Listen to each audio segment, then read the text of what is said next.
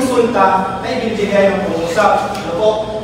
Halimbawa, si Margin ay laging nagsusunog ng kilay. Alam niyo ba ang ibig sabihin ng nagsusunog ng kilay? Naaral mo buti o side. Kaya si Margin ay nagsusunog ng kilay. Kaya lagi siya may mataas na marka. Makikita natin, ano kaya ang sanhi kung bakit mataas na marka ni Margin palagi? Dahil nagsusunog siya ng kilay. Ano po? So, sa pahiwatig, parang malaya kang magbibigay ng pahiwatig sa isang nais mong tao, sa taong nais mong bigyan ng pagpapakalugan ng iba't ibang salita. Ano po? Nagawa na lang naman tayo kay Rolo. So, panguli ang pagsusuri. Pagkasa? Lubhang kailangan sa paraan ito ang kailangan pang-linguistika upang ganap ng suri ang salitang binasa. So, ang pagsusuri, kapag sinabi pagsusuri sa pagpapakahulugan ng salita, ito yung pinakamasusing paraan na kailangan natin magkaroon tayo ng malalim na pag-unawa. Kumbaga, ina-analyze natin ng mga bawat akda ng mga autor. Kaya ng isang mas malikhaing pagsulat. Kumbaga, ina-analyze nyo kung ano ang dapat yung maintindihan sa kanilang pag-express ng kanilang mga pagsulat. Kaya ng mataba ang kanyang bulsa, butas ang kanyang bulsa, di ba? Hindi naman literal na butas ang talaga yung kanyang bulsa, pero may malalim na meaning. So, ano ang kaisipan ng butas sa bulsa? Walang pera. Besides, so, pagsusuri ito ay mahalaga sa pagkakaya ng mapupunta tayo sa technical na pagsulat. Di ba? Merong dapat isang pangalan sa pagsulat, gaya ng kapag gagawa tayo ng research. Kumbaga, hindi natin, kailangan ba natin lagyan ito ng malikhaing pagsulat kapag gagawa tayo ng mga technical na pagsulat, gaya ng research? Hindi na no. Sapagkat, ipanghingi ba kung natin yung kanyang definition, di ba? So, may katanungan ba sa pagsusuri? Wala po. So ngayon, dumako naman tayo sa magpapakaroon ng salita kabilang nito ang denotasyon at notasyon.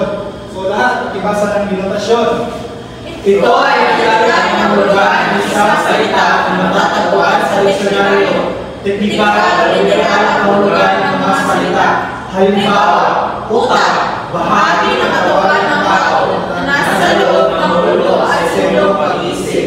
So kapag sinabing denotasyon, ito na ang kanyang literal o di kaya payak na kahulugan. Kumbaga, gaya na sinabi ko kanina, ay matatagpuan siya sa anong bagay na ulit? Diksyonaryo.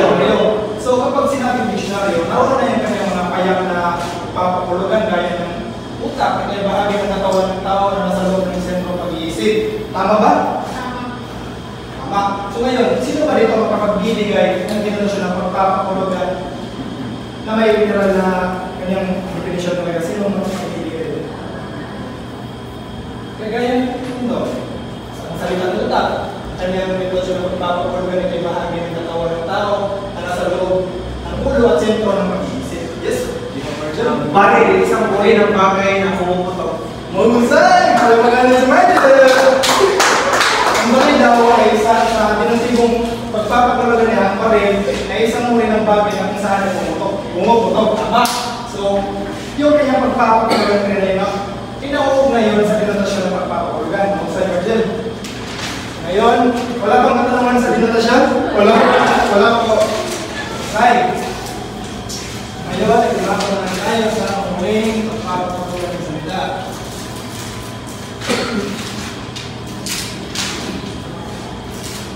Ito yung ang konotasyon. Lahat kapibasa ng konotasyon? Ito ay ang sariling hulugan ng isang grupo ng tao sa isang salita. Ang hulugan ay iba sa pagkakalimuang kahulugan.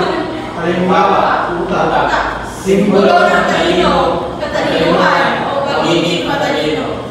So kapag sinabing konotasyon, ito ay ang kabaligtaran ng denotasyon sapagkat ang pagpapakulugan ng salita ay pang personal lamang, individual, kumbaga ay nanggagaling lang sa damdamin o emosyon ng tao. Malaya siya magpapahayag ng kanyang pagbabahagi ng kanyang pagpapakulugan sapagkat ito ay pang personal lamang.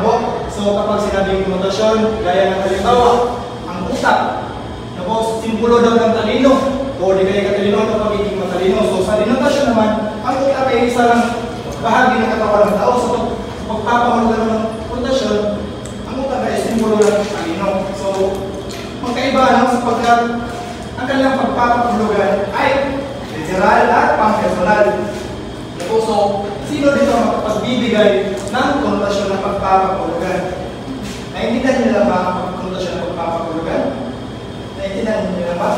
So, sino dito ang makapagbibigay ng isang halimbawa? Yes. Puso po sa konotasyon.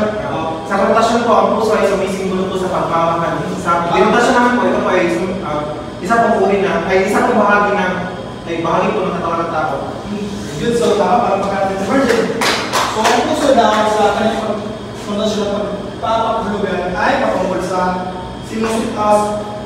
simbolo daw ng pagmamahalan. So, sa denotasyon naman daw na halimbawa ng puso ay isang uri ng organ ng tao na kung saan ay tumibok. So, tama, very good virgin. So, ayan class.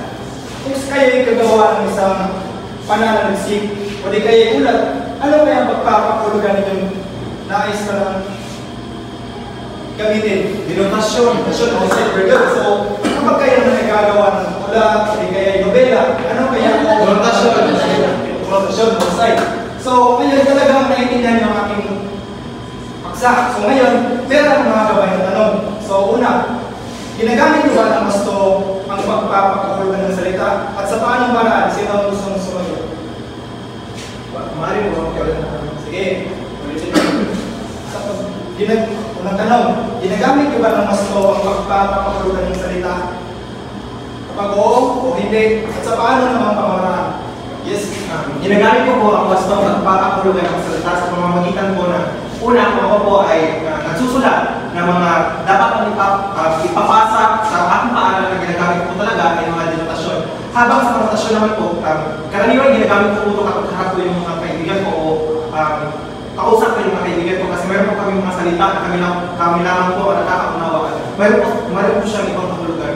Tama. So, maraming salamat Margin. Wala pa kayo sa Margin.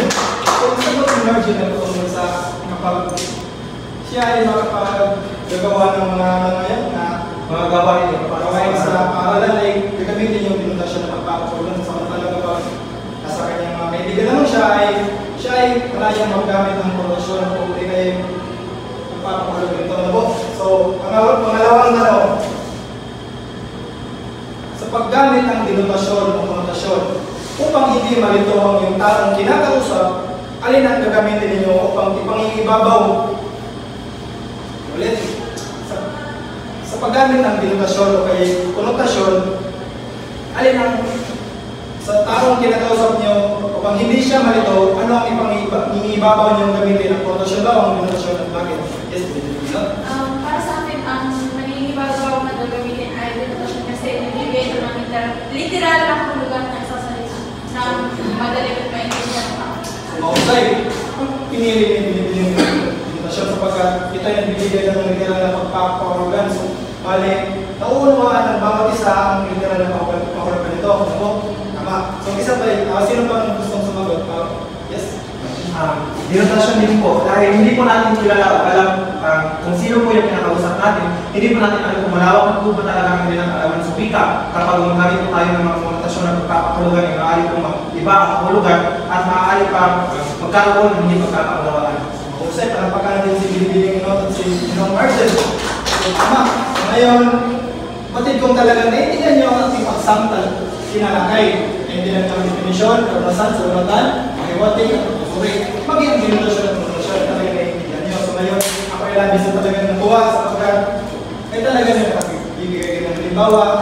So ngayon, alam niyo ba ang IOS Club?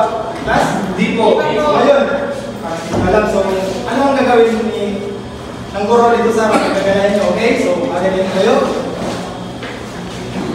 Ito.